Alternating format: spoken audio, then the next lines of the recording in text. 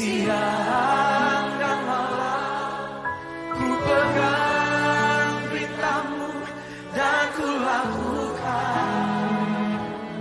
Engkau tahu ya Tuhan, tujuan hidupku hanyalah untuk menyenangkan hati.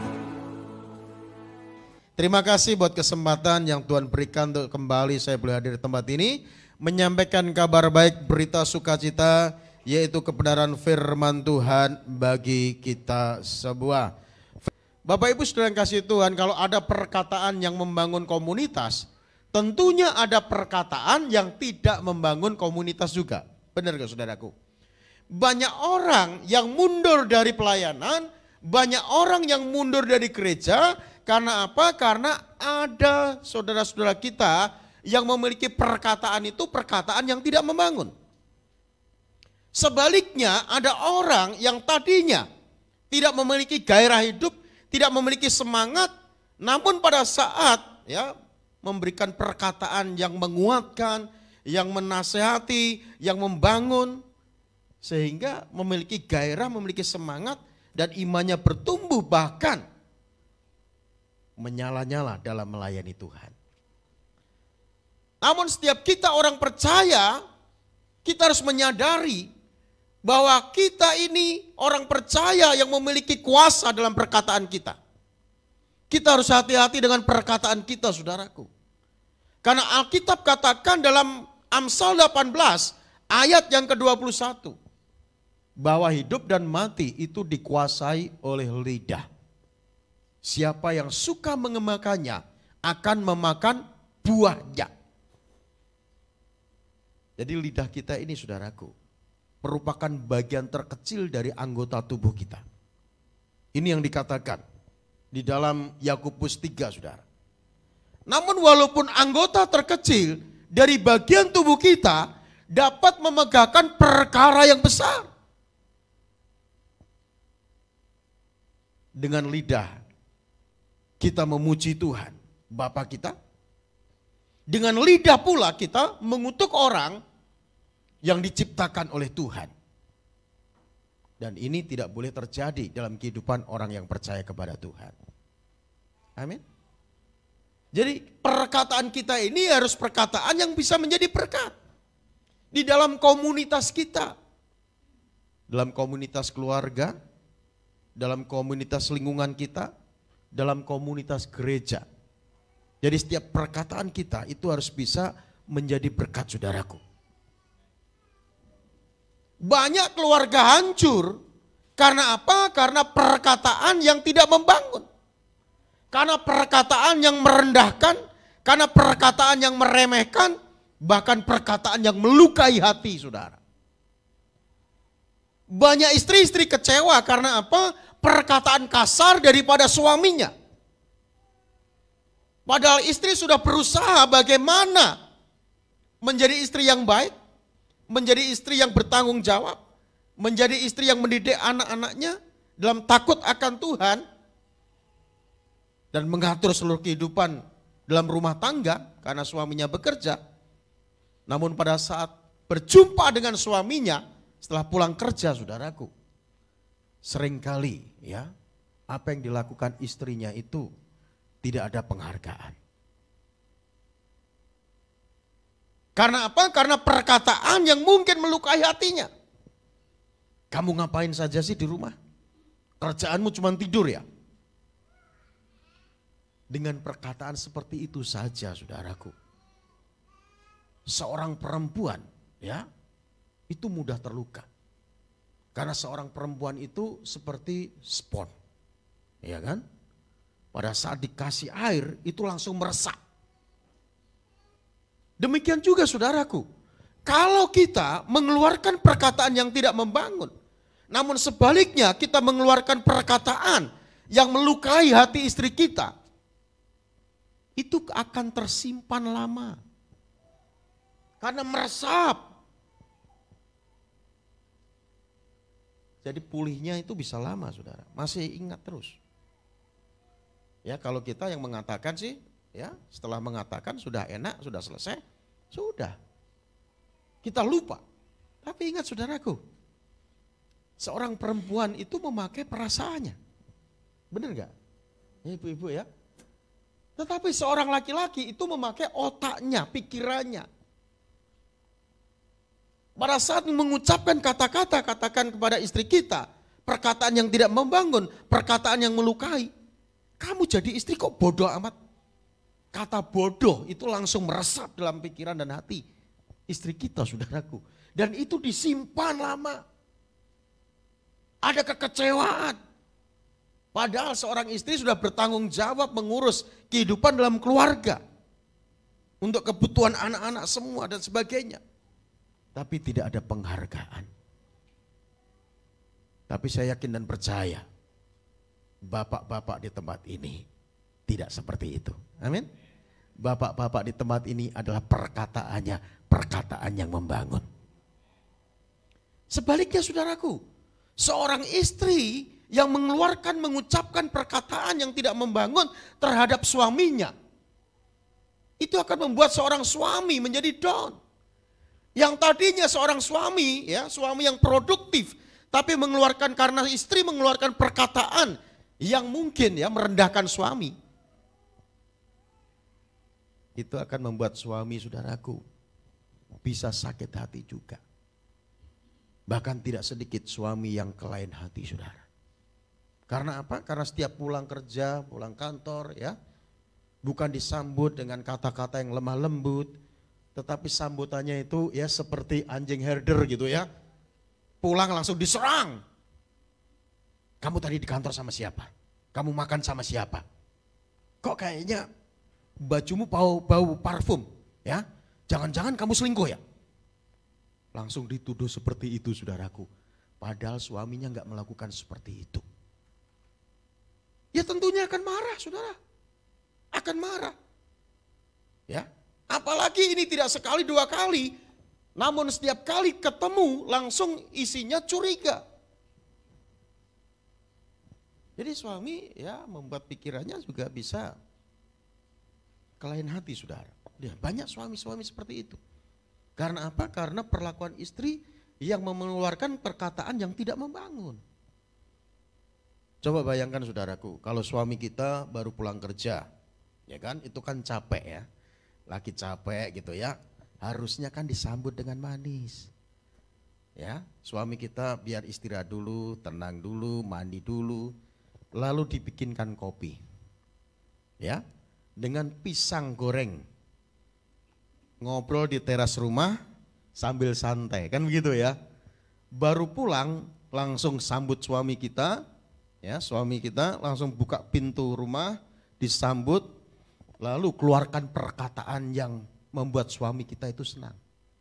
Ya, suami kita sudah kusut, sudah capek di kantor, kan begitu ya. Pulang-pulang lalu kita katakan, "Pi, kamu kok makin hari makin cakep." Wah, itu suami kita, saudara, suami ibu saudara semua ya. Yang tadinya loyo itu langsung jadi seger lagi, set gitu ya. Yang dasinya kendor dikencangin lagi, set gitu. Karena apa? Karena ada perkataan yang membangun. Sehingga suami kita itu ada gairah, ada semangat. Karena istri merupakan tulang rusuk ya, yang ditempatkan oleh Tuhan untuk membangun suaminya, saudaraku. Sehingga suami kita itu ya menjadi suami yang terus berkarya dan menjadi berkat bagi keluarga kita. Kalau ada suami-suami yang nganggur ya, suami belum dapat kerjaan, istri tetap sabar, doakan, saudara. Jangan ribut. Jangan katakan kepada suamimu, kerjaanmu cuma makan, tidur, tidur, makan, sudah makan, tidur lagi. Ngoroknya gede lagi.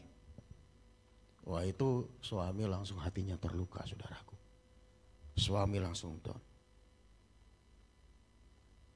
Untuk itu mari saudara, setiap suami ataupun istri ada kelemahan, ada kekurangan. Tetapi jangan kita korek-korek kekurangannya. Amin. kita puji apa yang menjadi kelebihan suami kita, istri kita. Sehingga itu membuat ya suami kita atau istri kita itu mulai dibangun semangatnya, gairahnya, sehingga akan tetap menjadi berkat, saudaraku. Amin. Juga anak-anak kita, saudara. Ya, hati-hati dengan apa yang kita ucapkan terhadap anak-anak kita. Mungkin anak-anak kita ya melakukan suatu tindakan yang tidak sesuai dengan kehendak kita, tidak menyenangkan hati kita. Ya. Itu anak kita mungkin ya nakal gitu ya. Lalu sekolahnya tidak berprestasi gitu ya. Saudara tetap katakan perkataan yang baik. Jangan melihat anak yang nakal, yang tidak berprestasi. Lalu saudara katakan dasar anak bodoh. Sialan. Sudah disekolahkan tinggi-tinggi. Kerjaannya hanya merokok, minum mabuk dengan teman-temannya. Ini perkataan yang membuat anak kita makin terpuruk, saudara. Kita doakan anak kita kalau ada anak kita yang seperti itu. Memang banyak orang tua kadang stres menghadapi anak saudara. Ya, apalagi yang sedang beranjak dari remaja pemuda. Mereka sedang mencari jati diri. Kadang mereka bertindak menurut kehendaknya sendiri. Sehingga kita orang tua itu kadang menjadi kewalahan, saudara. Ada banyak orang tua yang menghadapi anaknya sendiri. Dia jadi stres. Karena anaknya kurang ajar. Ternyata saudaraku, di lingkungan dia berada, dia pun melakukan hal yang sama. Ya. Ada anak-anak sekolah yang membuli temannya yang lain. Itu karena apa? Karena perlakuan di dalam keluarga itu sama.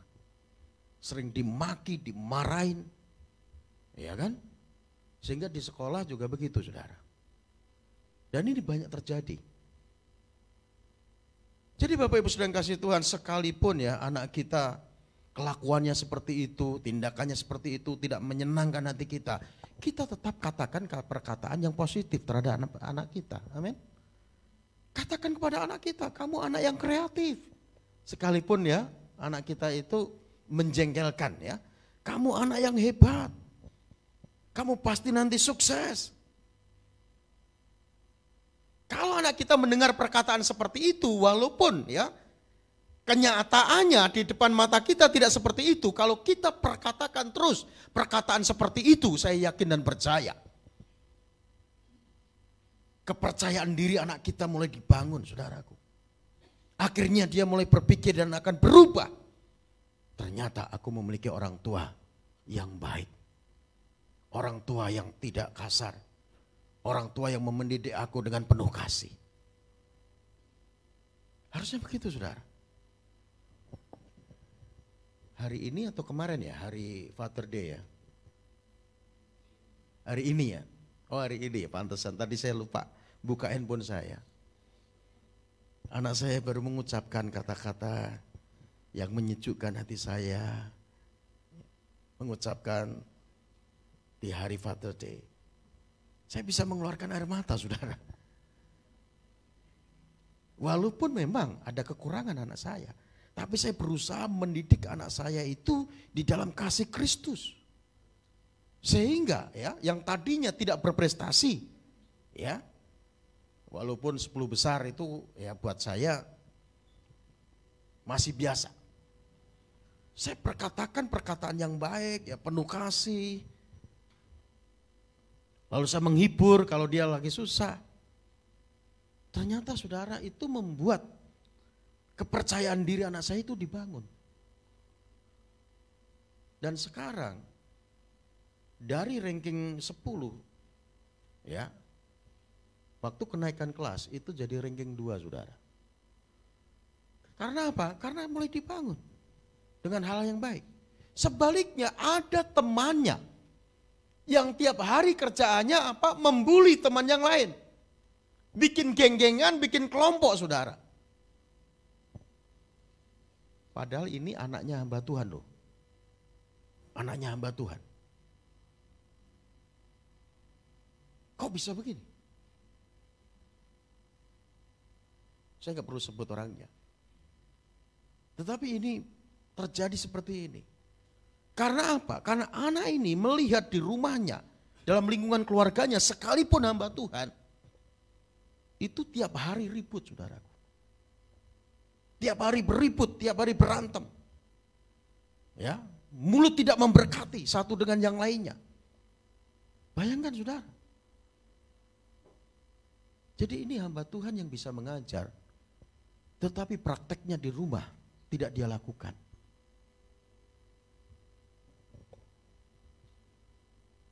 Akhirnya anaknya pun tidak bisa menjadi berkat. Ya, anak saya diajak buat geng-gengan seperti itu. Kamu nggak boleh begitu. Kamu anak pendeta, kamu harus jadi berkat dimanapun Tuhan tempatkan kamu. Biasanya saudara, kalau saya pelayanan, itu selalu ya bersama istri anak saya. Memang kalau sore seperti ini ya di tempat rumah saya juga ada ibadah.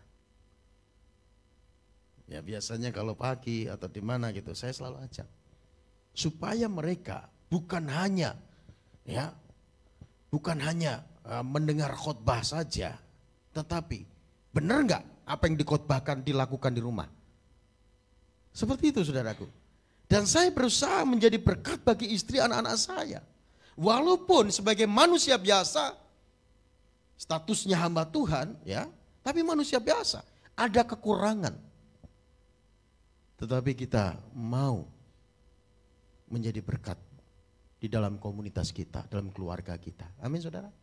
Bukan hanya dalam keluarga kita, dalam lingkungan kita juga kita harus bisa menjadi berkat, saudara. Melalui perkataan kita, ucapan kita.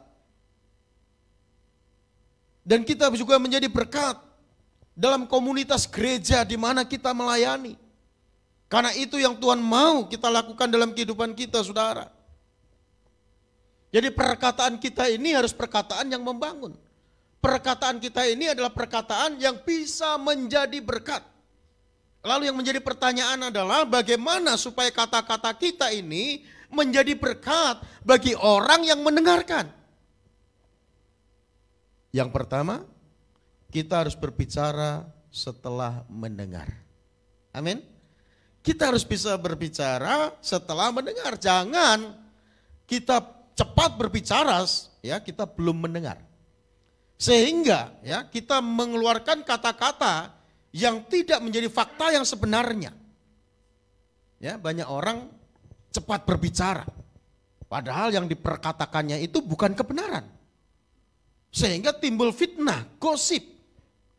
Dia cerita ke sana kemari tentang seseorang, sedangkan dia tidak tahu fakta yang sebenarnya. Harusnya kan didengar dulu, benar nggak? Didengar dulu kabar yang sebenarnya. Ini merupakan bentuk daripada kita mengekang lidah kita, saudara.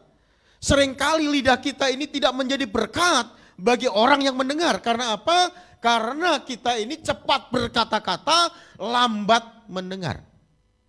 Harusnya yang benar adalah kita cepat untuk mendengar, lambat untuk berkata-kata. Ini yang benar, saudaraku. Ada orang kadang cepat sekali dia bertindak. Ya, belum disuruh, dia langsung kerjakan semua. Lalu dia lapor kepada bosnya, bos semua beres, aku sudah kerjakan. Siapa yang kamu suruh kerjakan? Aku belum suruh kamu. Kamu harus dengar perintahku dulu baru kamu kerjakan. Yang didapat bukannya pujian, tapi malah dimarahi, saudaraku. Karena apa? Karena belum mendengar. Ini penting sekali. Untuk kita banyak mendengar. Mendengar tentunya mendengar. Ya, saling cerita satu dengan yang lainnya. Bagus, dia saling dengar. Ya kan? Ceritain tentang suaminya orang. Bu, ibu tahu nggak? Suami Bu Titi itu kan tidak benar. Ya, dia itu punya istri. Bukan hanya Bu Titi saja. punya istri itu ya ada di mana-mana. Dengar-dengar istrinya 3. Langsung ditangkap ibu yang lain. Padahal ini bukan fakta yang sebenarnya. Mendengar sesuatu yang salah. Akhirnya ya ibu yang lain cerita ke yang lain lagi.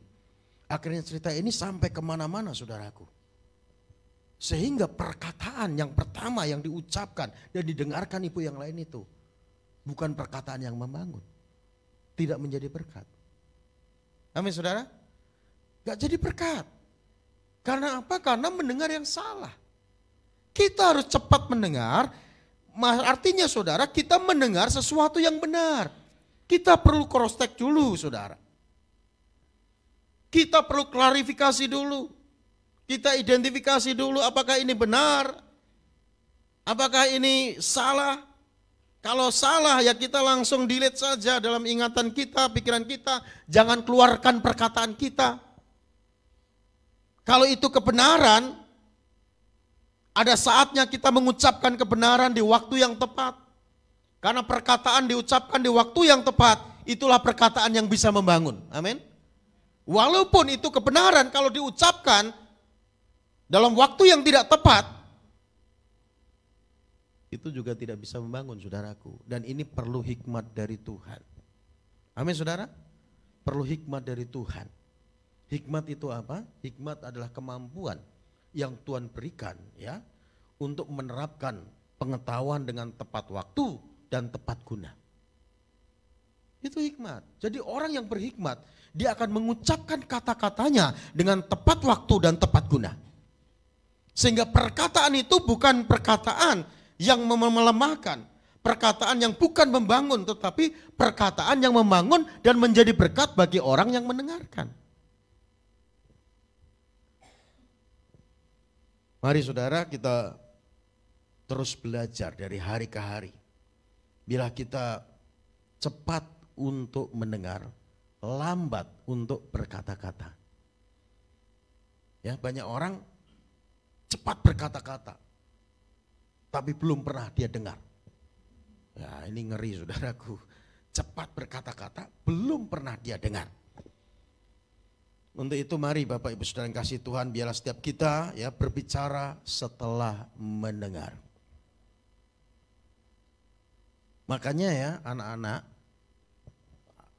ya statusnya anak-anak, entah itu anak muda, remaja, siapapun kita yang namanya anak-anak, dengarkan perkataan orang tuamu. Amin. Pada saat engkau mendengarkan apa yang menjadi perkataan orang tuamu, dan itu perkataan yang benar-benar membangun kehidupanmu, lalu saudara lakukan dalam kehidupanmu, maka masa depanmu akan baik-baik. Amin. Masa depanmu akan Tuhan buat berhasil dan engkau akan beruntung saudaraku. Amin. Tetapi memang tidak semua perkataan dari orang tua itu adalah kebenaran. Benar gak? Namun orang tua kita pasti memikirkan sesuatu yang baik dalam diri kita. Enggak mungkin tidak. Dengarkan saja apa yang menjadi nasihat orang tua, perkataan orang tua, kita dengar. Kalau itu hal yang baik kita lakukan. Kalau itu hal yang tidak baik, ya kita tinggalkan. Kan begitu ya. Jangan orang tua baru berkata 1 dan 2 langsung kita tentang. Banyak orang-orang tua kecewa kepada anak-anaknya saudara. Karena anak-anak tidak mau mendengarkan apa yang menjadi nasihatnya. Sehingga orang tua yang kecewa ini menyimpan luka dalam dirinya. Dan saya menjumpai orang-orang tua yang seperti ini saudara. Hatinya terluka terhadap anak-anaknya. Karena anak-anak yang tidak mau mendengar perkataan orang tua. Dan bila setiap kita belajar untuk cepat mendengar, lambat berkata-kata, saya yakin saudara akan menjadi orang yang hebat. Kalau saudara cepat mendengar, lambat berkata-kata, saudara akan menjadi orang yang hebat. Makanya Tuhan Yesus waktu ya bercakap-cakap dengan ahli Taurat. Ingat saudara, Tuhan Yesus itu diserahkan di bait suci sebagai anak Taurat. Tuhan Yesus bercakap-cakap dengan ahli Taurat. Dan Alkitab katakan, hikmat Tuhan Yesus, kepandaian Tuhan Yesus, kecerdasan Tuhan Yesus melampaui ahli Taurat. Apa yang ditanyakan oleh ahli Taurat selalu jawab dengan tepat, saudara. Rahasianya apa? Rahasianya adalah duduk, dengar, tanya, jawab. Jadi Tuhan Yesus duduk mendengarkan apa yang dikatakan oleh ahli Taurat. Lalu ahli Taurat bertanya, karena dia sudah mendengar, dia menjawab dengan tepat, saudara. Jadi kalau saudara mau menjadi orang yang pintar, ikuti cara Tuhan Yesus. Yaitu apa? Duduk, dengar, tanya, jawab. Jangan saudara belum duduk, belum mendengarkan, saudara langsung berkata-kata. Saudara langsung nyerocos, saudaraku. Ini enggak menjadi berkat. Dan saudara tidak akan menjadi orang yang hebat. Saudara tidak akan menjadi orang pintar, saudara. Karena perkataan seperti ini adalah perkataan yang tidak membangun.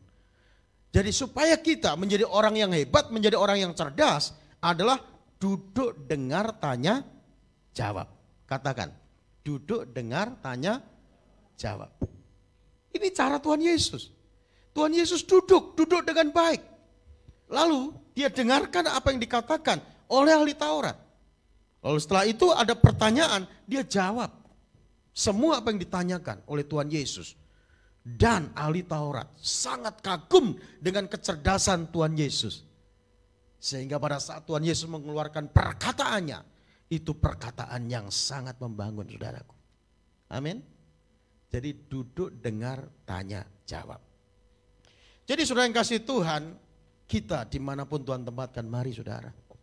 Bila setiap kita mau menjadi berkat melalui perkataan kita. Caranya yang pertama adalah berbicara setelah mendengar. Lalu yang kedua, berbicara tanpa emosi. Amin. Kita harus berbicara dengan kepala dingin, dengan tidak emosi. Banyak perkataan kita karena emosi sehingga banyak sesuatu yang hancur. Karena apa? Karena tidak bisa mengekang lidahnya, tidak bisa mengekang dirinya untuk tidak mengucapkan sesuatu yang bisa melukai hati orang lain, saudaraku. Kita gak bisa mengekang diri dengan lidah kita. Sehingga kita gampang sekali mengucapkan perkataan yang membuat orang tersinggung, yang membuat orang marah. Lidah kita ini seperti kendali. Alkitab tadi jelas katakan dalam Yakobus 3 ayat 9 dan 10. Dengan lidah kita memuji Tuhan.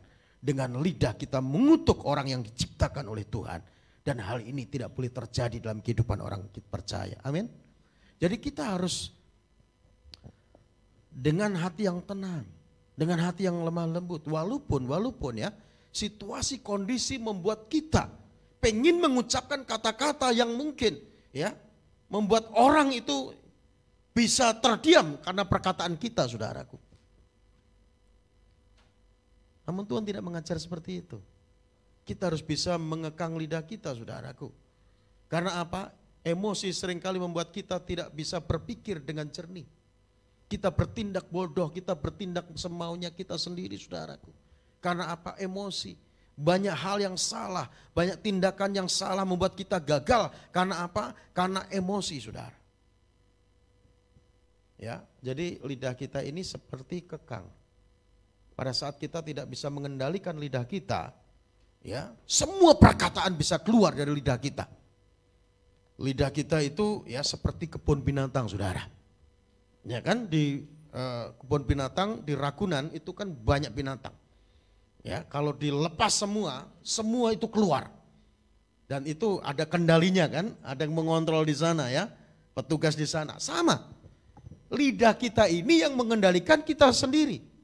Kalau kita tanpa kepala dingin, ya hati sejuk, lalu kita emosi mengeluarkan perkataan yang tidak bisa terkendali, banyak orang akan terluka karena kita. Semua binatang keluar, saudara. Monyet, babi, biawak, semua keluar. Sehingga membuat banyak orang tersinggung, saudara. Hati-hati, saudara. Suatu kali saya pernah naik motor, saya naik sepeda motor, Lalu di Bintara itu ya ada arah masuk ke tol ya. Motor itu jalan ke sana, ada yang jalan ke sini. Dan di perempatan itu ada ya seorang pemuda yang ngatur lalu lintas gitu ya, Pak Oga begitu. Lalu saudara, yang ngatur lalu lintas itu stop mobil Pajero yang ada di depan. Tunggu dulu maksudnya gitu ya, ada gilirannya lewat. Pada saat di stop, yang mengendari mobil Pajero ini saudara, dia langsung jalan saja, set gitu ya. Lalu saya perhatikan, yang ngatur lalu lintas itu dia katakan, monyet lo gitu. Pada saat ngomong monyet lo gitu saudara, itu tiba-tiba mobil Pajero itu langsung rem mendadak, set, klik, sambil bunyi saudaraku. Langsung turun dari mobil, itu dikejar saudara. Jadi saya melihat ya, karena emosi dia kejar-kejaran di jalan raya. Kan gak jadi berkat saudaraku. Gak jadi berkat, saya lihat, wah luar biasa ya, karena perkataan monyet bisa membuat orang itu jadi emosi. Kejar-kejaran saudaraku. Dan ini gak boleh terjadi dalam diri kita orang yang percaya. Amin. Gak boleh terjadi, kita harus bisa menguasai diri kita saudaraku. Kalau kita marah, kita harus tenangkan hati kita. Kalau perlu minum air segelas dulu. Biar kita tenang, amin. Jangan kita emosi. Ya, ada teman saya itu kerjaannya marah terus tiap hari saudara. Dia seorang pimpinan. Lalu dia naikkan jabatan ya, anak buahnya itu menjadi supervisor gitu ya. Tapi setelah dinaikkan jabatannya untuk dimarahin tiap hari. Kira-kira saudara mau nggak? Setiap hari ya dimarahi orang yang seperti itu ya, kalau saudara kerja di suatu perusahaan gitu ya. Dinaikkan jabatanmu tapi untuk dimarahi setiap hari. Dan ini nggak bisa mengendalikan diri saudaraku, pimpinan seperti ini saudara. Sehingga banyak karyawannya itu kecewa. Hatinya terluka karena dia mengucapkan perkataan menurut dia enak saja. Pokoknya dia ucapkan, kalau dia merasa cocok dengan hatinya, dia ucapkan saudara. Kadang melukai hati karyawannya. Sehingga ya di perusahaan itu karyawan keluar masuk. Jadi gak jadi berkat saudara yang kasih Tuhan. Jadi Bapak Ibu saudara yang kasih Tuhan, mari biarlah sore ini kita belajar untuk kita itu bisa berpikir dengan jernih. Karena banyak hal yang kita putuskan pada saat dalam keadaan emosi. Maka banyak keputusan kita itu yang salah. Kita tenang. Walaupun situasinya mungkin ya, situasinya mungkin memancing kita untuk marah, memancing kita untuk emosi. Namun kita harus belajar untuk tetap tenang saudaraku. Jadi perkataan kita dimanapun Tuhan tempatkan, di komunitas manapun saudara, di keluarga kita, lingkungan kita, dalam kita melayani Tuhan bergereja, itu harus tetap menjadi berkat. Amin. Dengan cara bagaimana? Kita harus berbicara setelah mendengar. Jangan bicara terus ngalor ngidul, tapi tidak bicara dengan jelas sesuai dengan fakta yang sebenarnya. Lalu yang kedua saudara, kita berbicara tanpa emosi. Karena emosi tidak akan bisa menyelesaikan masalah. Emosi justru ya menambah runyam masalah yang kita alami, kita hadapi saudaraku. Dan yang ketiga, kita harus berbicara dengan tuntunan firman Tuhan. Daud katakan, supaya Tuhan itu menjaga lidahku pada saat ku mengeluarkan kata. Karena Tuhan tahu apa yang dia katakan. Apa yang kita katakan harus sesuai dengan kebenaran firman Tuhan. Ingat saudara, mulut orang percaya itu penuh kuasa. Tergantung kita yang mengemakannya, tergantung kita yang mengucapkannya. Di awal tadi saya katakan bahwa hidup dan mati kita itu dikuasai oleh lidah. Siapa yang suka mengemakannya akan memakan buahnya. Jadi kalau saudara berteriak ya, di suatu ketinggian atau di gunung ya, saudara katakan, hei gitu, teriak gitu ya. Itu suaranya mantul saudara.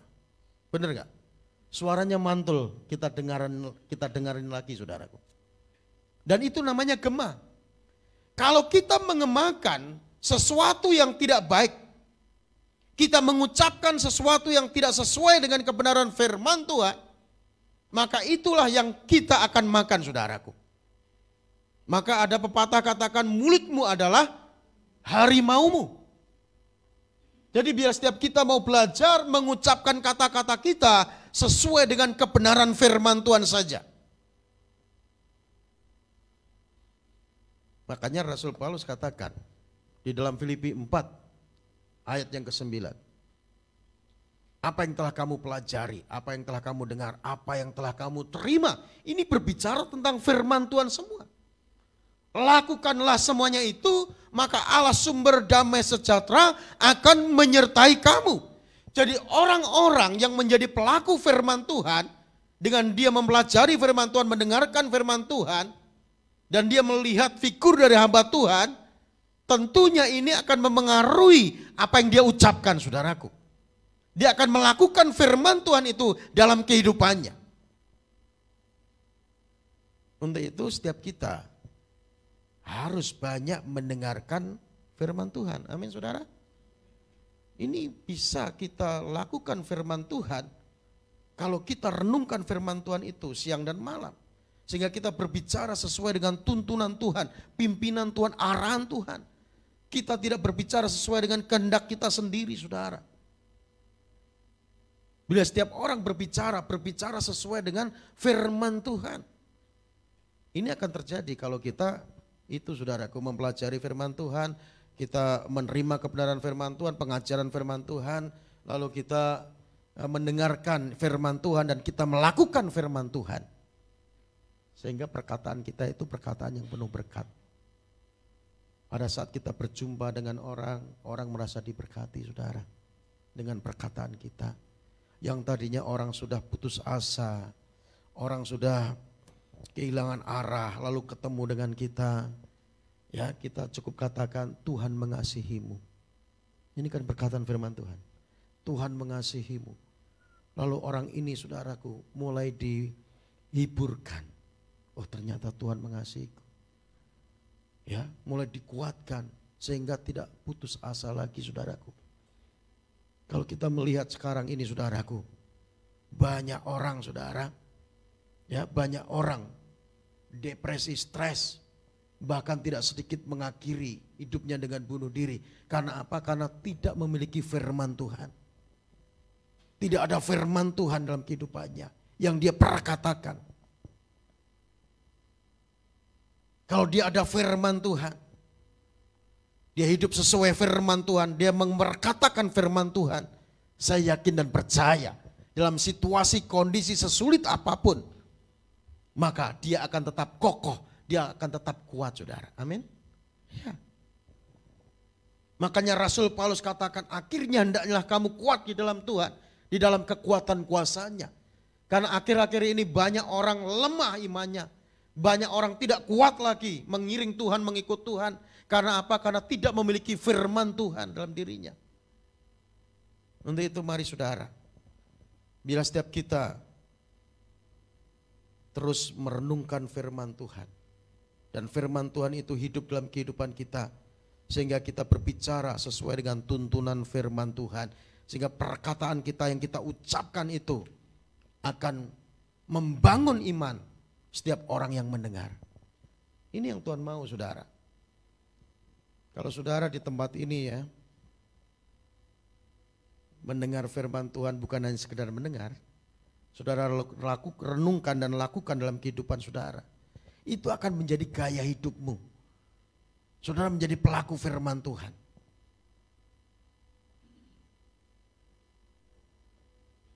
Amin, saudara. Jadi bukan hanya seminggu sekali di gereja, ya, kita dengarkan firman Tuhan dalam ibadah hanya maksimal 2 jam, ya. Kadang seperti itu, saudaraku. Tetapi saya mengajak setiap saudara untuk merenungkan firman Tuhan setiap hari. Kita ini diberikan kemudahan di era informasi teknologi, saudara. Melalui apa? Melalui gadget kita, melalui smartphone. Kita bisa download Alkitab. Kita bisa baca Alkitab di mana saja, kapan saja. Ya. Untuk itu jangan malas baca Alkitab. Karena ini akan memengaruhi cara hidup kita. Bahkan perkataan kita saudara. Kita berbicara sesuai dengan kebenaran firman Tuhan. Untuk itu Bapak Ibu Saudara yang kasih Tuhan. Bila setiap kita mau mengambil komitmen untuk melakukan 3 hal yang sudah kita dengarkan tadi saudaraku. Amin. Kita melakukan apa yang kita sudah dengarkan, yaitu berbicara setelah mendengar. Ini penting sekali untuk kita lakukan dalam kehidupan kita. Lalu berbicara tanpa emosi. Artinya kita berbicara dengan kepala yang dingin saudaraku. Ya, banyak orang berbicara dengan emosi. Hasilnya apa? Hasilnya adalah kehancuran. Hasilnya adalah kekecewaan. Makanya Alkitab katakan kalau ada orang yang marah, jangan sampai matahari terbenam sebelum amarahmu selesai. Artinya begini saudaraku, bukan berarti kalau saudara marah matahari masih terbit, apalagi di tengah-tengah saudaraku, saudara boleh marah ya sepanjang matahari masih ada. Bukan begitu saudara. Karena matahari masih ada, aku berhak marah hari ini. Bukan seperti itu saudaraku. Artinya begini, jangan sampai kuasa kegelapan itu menguasai saudara. Amin. Karena amarah yang tidak terkendalikan itu. Amarah yang meledak-ledak itu saudaraku. Untuk itu mari, biarlah setiap kita berbicara tanpa emosi saudara. Karena banyak orang yang tidak bisa mengekang lidahnya karena emosinya melukai banyak orang. Bukan membangun tetapi membuat orang itu tewas. Membuat orang itu binasa saudara karena lidah kita. Ya, bukan diselamatkan tapi dibinasakan. Karena apa? Karena kita berbicara dengan emosi. Untuk itu mari jaga lidah kita. Amin. Dan yang terakhir berbicara dengan tuntunan firman Tuhan. Bila apa yang kita ucapkan sesuai dengan firman Tuhan. Kalau tidak sesuai dengan firman Tuhan, kita mulai buang saudaraku. Dan itu akan terjadi kalau kita banyak merenungkan firman Tuhan. Kita dengarkan firman Tuhan setiap hari dan kita lakukan saudara. Sehingga perkataan kita merupakan perkataan yang membangun. Amin. Tuhan Yesus memberkati. Mari kita bangkit berdiri saudara.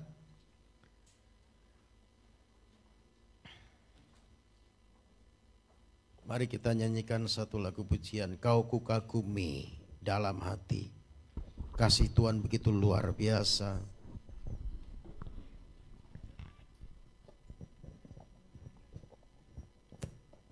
Haleluya. Kau kukagumi. Renungkan firman-Mu siang dan malam. Ku pegang berita-Mu dan ku lakukan. Engkau tahu ya Tuhan, tujuan hidupku hanyalah